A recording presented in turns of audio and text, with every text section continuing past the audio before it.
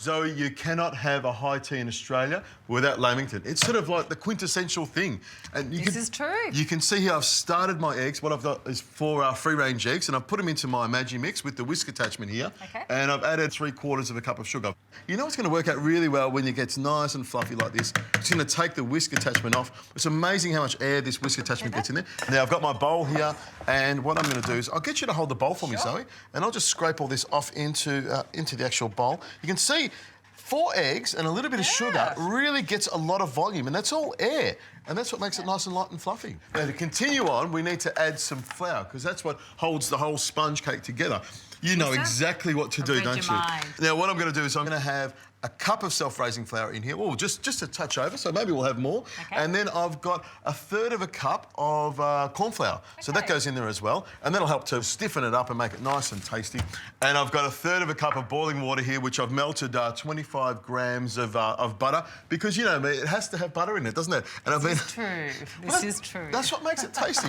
So what you want to do now is actually fold it together. And I've got a nice big bowl. We've gone to a lot of trouble to whisk all the air bubbles into this. Yep. We don't want to knock it out. So you very carefully fold the flour into the actual egg mixture, and you want to use a spatula. Okay. You know, spatula or a wooden spoon to get that through. Look at that. Test your gentle touch, Adrian. Well, I get a little bit impatient sometimes. I just want to get it into the oven and get it going, but you can see it's still holding. You just want to eat it, I don't you? do. But you can see it's sort of thickening up a little bit. The flour actually thickens it up. Now, what I'm going to use here is a large cake tin here, a square one. I've lined the bottom of it with the greaseproof paper and the sides of it. And what I'm going to do is pour that into the mould here, just making sure I get every single bit out of it. That's why you have to have one of these rubber spatulas, because the rubber spatula makes sure you get everything out of the bowl. Look at that. And you can see all those little air bubbles just coming to the surface as well. Fantastic. Now, this is going to go into the oven. It'll take about 20 to 25 minutes at 180 degrees Celsius. Into the oven we go.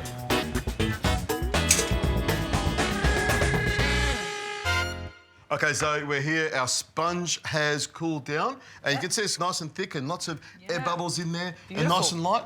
Lovely. Now we have to put the black coating on the outside of the Lamington. And I'm going to get you to put together some of this icing sugar. And I've got some cocoa there. Mix the two together. And then you pour in some milk. It's about 450 grams of icing sugar, about half a cup of cocoa. And I reckon you've got about half a cup of milk there. Okay. And just whisk that around till it all comes together. But when this goes on the sponge, it makes it nice and colourful. Now, I'm just going to grab a chopping board here and move the sponge over. And what I'm going to do is slice this in half. Now, a lot of people, when they make their Lamingtons, don't put jam in it. Oh, sacrilege. I don't know why or how these people ever got passports to stay in the country, but there we go. We're going to cut that in half there like that, and I'm going to put strawberry jam in. I think it's not a Lamington unless it has strawberry jam in it. And I've got to say, it's got to have cream. Well, we're going to put some cream on it, and you can see I've got the cream there ready. So what I'll do is carefully open that up. Look at all these air bubbles in there, nice and light and fluffy.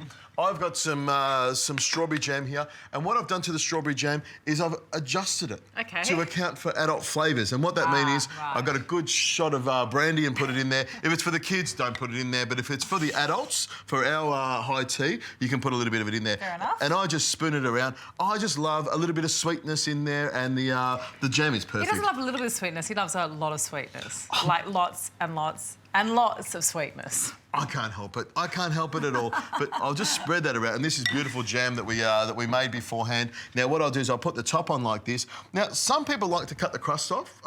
Myself, I don't. I've made a beautiful sponge here. Why would I want to cut anything off and get rid of it? Why waste it? So I'm just going to... This is sort of rustic style. What I'm going to do is just cut it straight down here. And I'm going to cut half of this up. So we don't need to make the whole lot of it now. So we can put that aside. And then I'm just going to cut another 4 across there. Because I think... this is probably enough for us, because we're going to eat a lot of cake today, so I don't want to overdo it. With your other cake, with my scones, there's going to be more than enough sweet stuff. Now, Zoe, this is the bit. I'm going to get you to do the messy bit. I want you to dip it in here on the sides there till it's nice and coated and dark on the outside, a little bit on there. And you could use a fork if you want, but for me, what's wrong with using your fingers? And then straight onto the tray there like that. That's why I don't use a fork, because I can do that. And I'll get you to do that. I'm going to put this on your side over there. Thank you. And so you can keep doing that. And reach across and grab the next stage, which is, of course, the coconut. Now, you can have a tray of it, but I like to just sprinkle a bit on the top there like that. Yeah, cute. You can put a little bit on the side there. You can roll it in coconut if you like, but I like to sit it like this because I'm going to do something else with the cream once we've finished it. Oh, cute. I actually want to have like it's sort of like a Lamington cake. Oh, there we go. Oh no, Zoe, I've got a little bit of chocolate on my fingers there. Delicious. Those mother ham. Beautiful. There you go. A little bit of coconut on top. But what we're going to do now is I'm going to grab some of this cream over here. Oh, I want to do that. You want to do this one? You can hold it in the piping bag. I'm going to grab this spoon and put some whipped cream. Whipped cream, I've just got the cream, and whisk it up until it's nice and light and fluffy like this. You can put some sugar in here if you want, but you know, you're going to hear this once and for only here right now. I think we've got enough sugar in here. What I want you to do is do a nice... Pardon? I want you to do a nice little rosette of cream straight on top of there. And we're going to have a taste of this now. Look at that. That looks beautiful. You could put a little piece of strawberry on top of it. You could do anything you want that's nice and pretty. But what I'm going to do, Zoe, is I'm going to take this little piece off here before it sets, because we would let this set for a little bit. I'm going to cut it in half now. Oh, there we go, with the cream. And I'm going to give this to you all gooey and sticky and ready to go. I want you to put that in your mouth, have a taste of it, and tell me what you think. Look at that. Is that the best Lamington? Fresh Lamington, really easy to make. Sponge, some chocolate, some coconut, some jam in there, cream on top, a cracker of an Australian high tea. I think it's great. What can I say? It's really good. There we go. You heard it from her.